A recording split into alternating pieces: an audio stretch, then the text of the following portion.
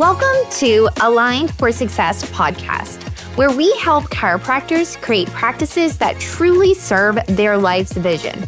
I'm your host, Dr. Nikki and I'm here to show you how to break free from stagnation, grow your practice, and rediscover the joy of why you became a chiropractor to begin with. Whether you're looking to boost your revenue, spend more time with family, or simply enjoy practice life again, you're in the right place. Let's align your path to success. What's up, guys? Thank you for tuning in today. Today, I have a very special guest. This is Jill Cherry, one of my very good friends. And I met Jill several years ago. We were part of the same coaching company. And Jill is our first guest that is not a chiropractor, but Jill works with more chiropractors than many people that I know.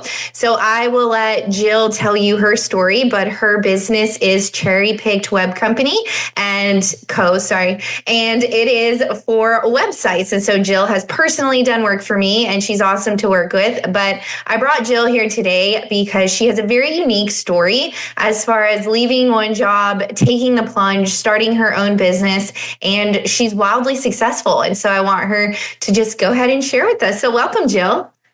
Thanks. What an introduction. Well, thank you for having me, Dr. Nikki. Yeah. How long have we been friends now? I feel like it's been a while. I don't know, maybe 4 or 5 years. But are we connected through like Griswold? I know like Jason and Matt know each other. Yeah.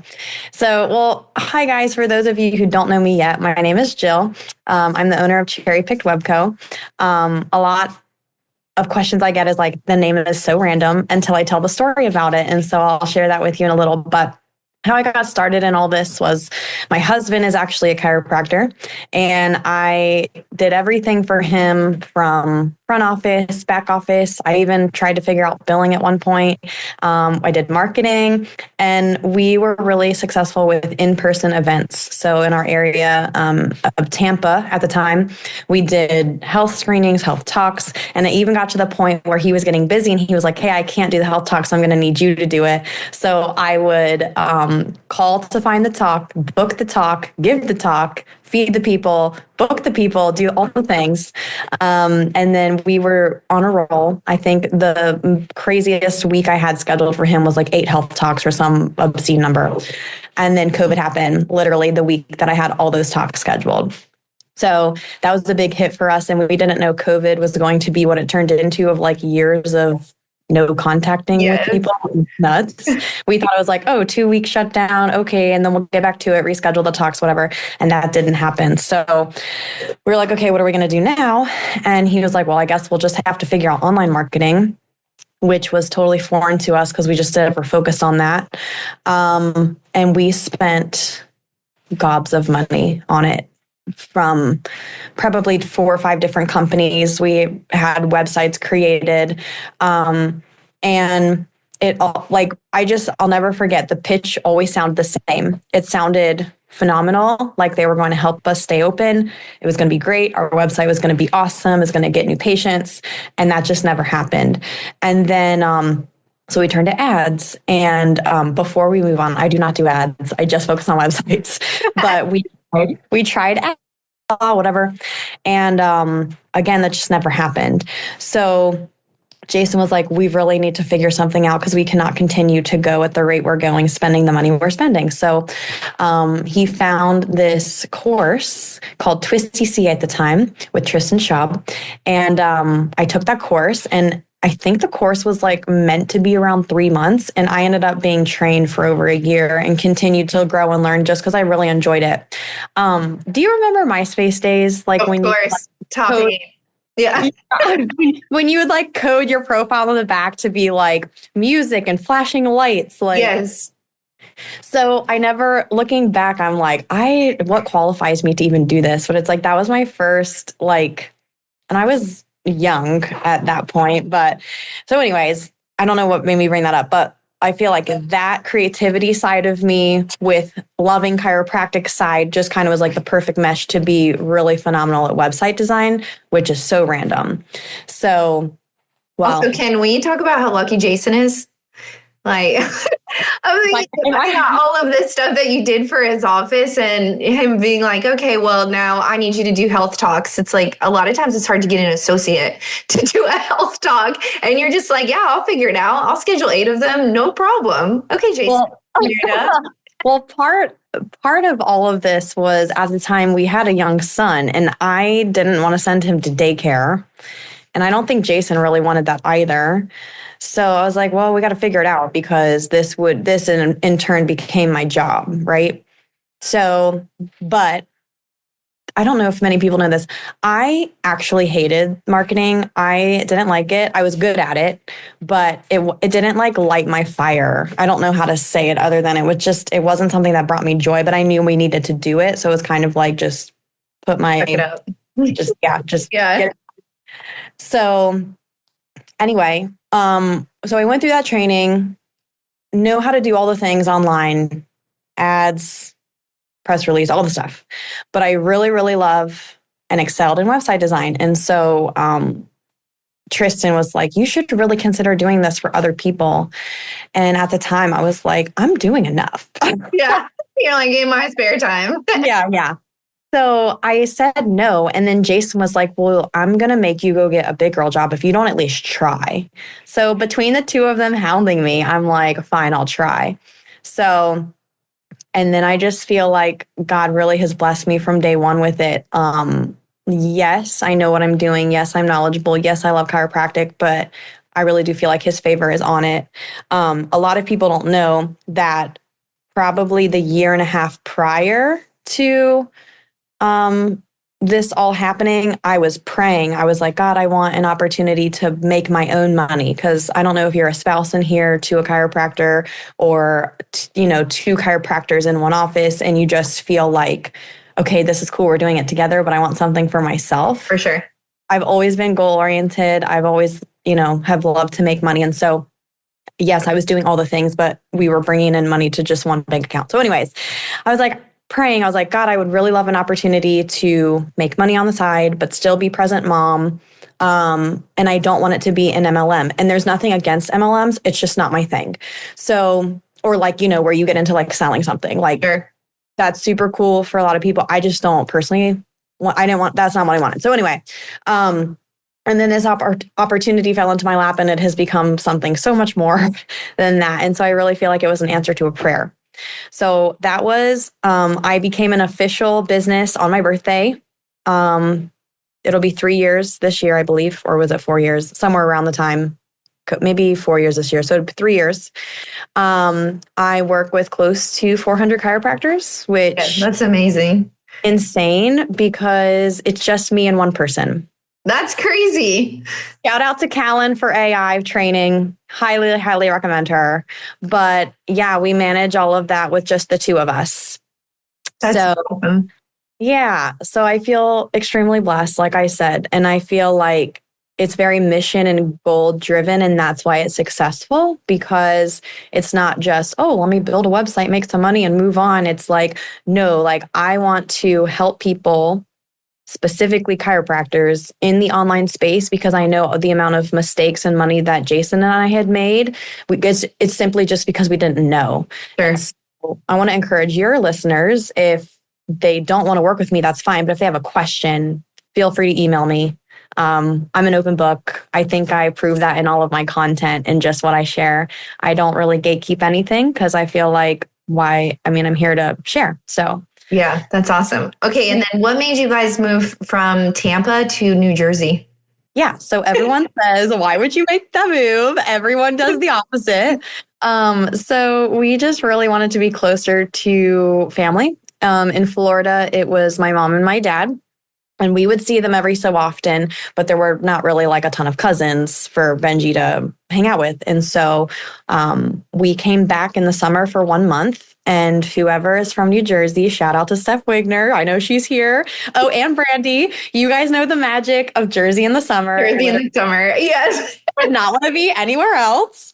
So Jason was like, hey, I think I want to move back. Like, I was like, oh yeah, I would move here. Like in my summer brain thinking it's like this all the time. But anyway, no, I'm just kidding. Like, a real 4 seasons here. Oh my God. From Florida, like I have two seasons, hot and not as hot. We call it hurricane season, mosquito season, love bug season. I'm just kidding. But yeah, so I was like, if you feel like we're being called there, like, okay, I'm up for an adventure. And so the beauty of what I do is I can realistically work from anywhere. So it wasn't going to affect that at all. We still had the practice. He was like, the hardest decision was like leaving his people he developed relationships with. He was like, that was the hardest part for sure. But anyways, we decided to close everything down and move. And I'll tell you that I dragged my feet. Normally when Jason's like, let's move houses, I'm like, okay, put it up for sale, do this, da, da, da, whatever. And this time I did not help with anything. He did it all. And I think we sold the house in like 15 days. And I was like, okay, well, I guess we're really called. I guess we're leaving. Yeah. So, and it's funny. I told him specifically, I did not want to move in the month of September because at the time I was traveling every single weekend in September. He's like, I've got it all covered, da, da, da, whatever. And I'm just like, so, and of course we moved September 1. So I'm like, it's fine. I really want to move. Yeah. I'm sure it's crazy just to look back and think too, like, obviously you were afraid to make the leap. It's scary to open a business, but you created a business that made it so that Jason could leave his brick and mortar. You guys could be around family. Where you're at now, like you're on the water. I see your Instagram stories. Like you have a beautiful view. You've just like created this life. And just like you said, I can work from anywhere. And I mean, that's the hardest part of being a chiropractor is that you got to be there and hands-on people. But what a beautiful thing that you were able to create. And that's just amazing that you're able to also get Jason out of that too. Love that. Yeah, thank you.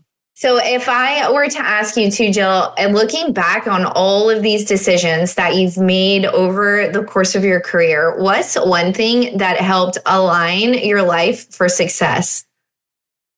Ooh, tuning in to what I actually wanted and not being afraid of what others thought about that. I love that. Were you afraid of like family, friends, everybody? I was afraid. And actually, I also went to one of Steph Wigner's events before she was the wealthy practitioner. And I remember opening up to that group of girls saying, I was afraid of what people would think of me when I found success and when I started making money, because I never wanted someone to think like, oh, Jill thinks she's better than me now. Because that's simply not the case. If anything, it's made me a better person because I can give more. But I had this real fear about like losing friends over becoming successful. And you know what happened? I lost all my friends. Yeah. I did. So because, and I'll never forget one of my friends who I highly respected and looked up to at the time, she was like, you've just become so different. And the reality is that I didn't become different at all. I just started putting myself and my family and our needs first because I am by nature a people pleaser. I've taken all the personality tests or whatever, and I'm a helper, whatever personality test is out there. If it's like bend over backwards, helping people, that's me. Okay. So it comes to a fault. All right. So I would like take their kids places. I'd pay for things, never expecting anything in return because it wasn't about that for me. I just wanted a community for myself and my child. And I never really expected anything in return. But as I started to step back and look at like the relationship, I started to realize in my life, I had done that the whole time. And I finally got to a place where I felt like my family and I deserve mutually beneficial relationships. And that's not to say like, I do believe give without the expectation of getting anything in return. But if I'm like, asking a simple favor and like, you can't do that because of whatever, it just started making me think of things. And so anyways, as the business began to grow, I didn't really have free time anyway. And so I guess in their mind, that's how I had changed. They saw it as a negative and I just saw it as like a personal positive growth for myself, which made me excited. Did I love losing my friendships? No, it took me a really long time to get over it. They were my friends for a long time. But then you sit back and think, you're like, well, were those people truly really my friends if something is me not being able to be there for them 100% made them change their perspective of me as being a good person or changing? And the reality is they probably were never really my friends. They liked what I did for them. And I would say I highly respect you And if I lived close to you and to Steph, like we'd be hanging out all the time.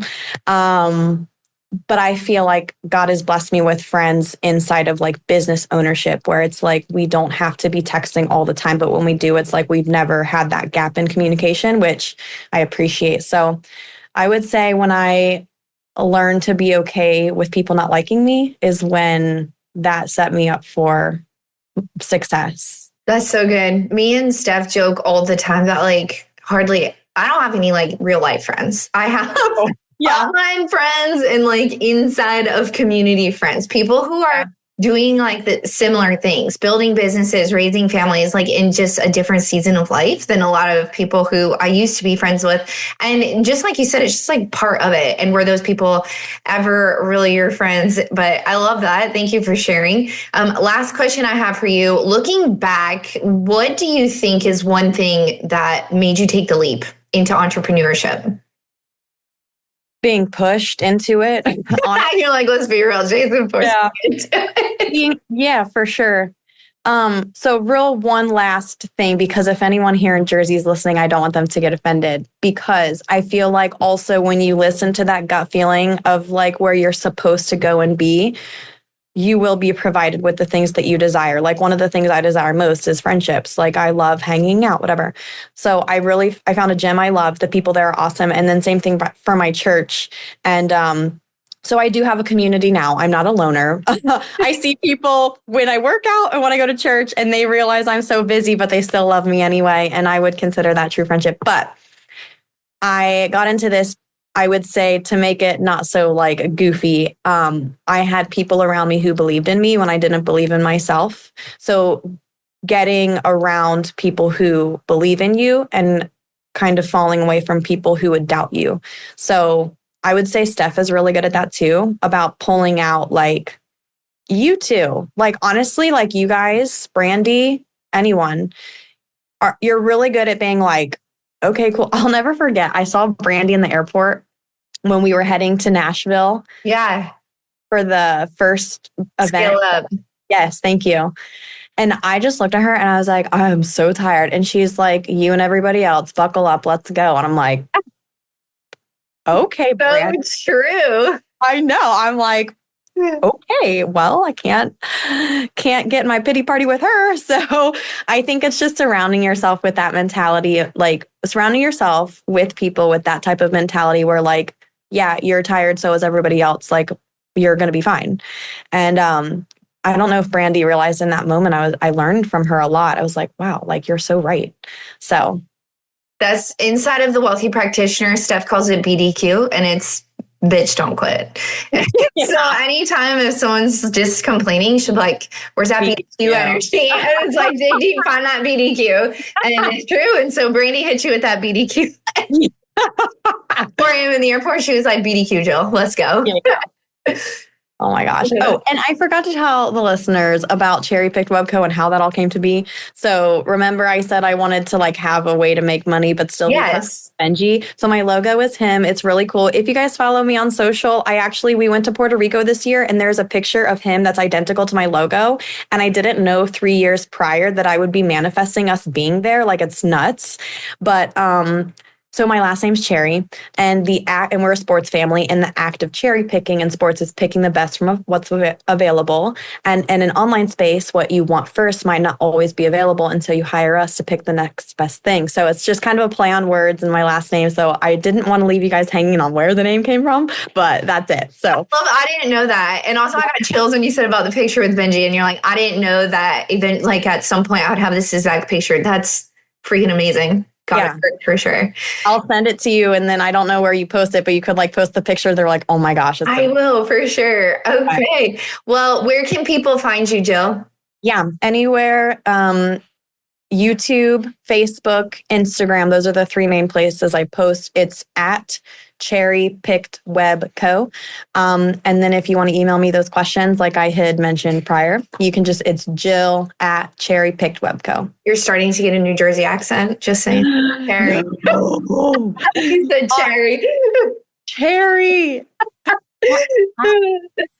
Oh my gosh. It's okay. I'm from Pennsylvania. My mom's like, you have a Southern accent. I'm like, no, I don't. You do. I know. I know. It's inevitable, Jill. Your Jersey accent is only going to get stronger and stronger. I do feel certain words. I'm like, oh man, I'm saying it like these people. No, I'm just kidding. Yeah. Yeah. So anyways, but yeah. Okay. Well, thank you so much for sharing your story. I know it's very inspirational for a lot of people, and I'll be sure to put your Instagram handle in the show notes. Thank you guys for tuning in to another episode of Align for Success. We will see you next week. Thanks for tuning in to Aligned for Success. If today's episode resonated with you, please be sure to subscribe and leave a review. This helps other chiropractors find their way to practice freedom too. Remember, true success comes from when your practice aligns with your life's purpose. Until next time, I'm Dr. Nikki Cottis, reminding you that a thriving practice and a fulfilling life go hand in hand. See you next week.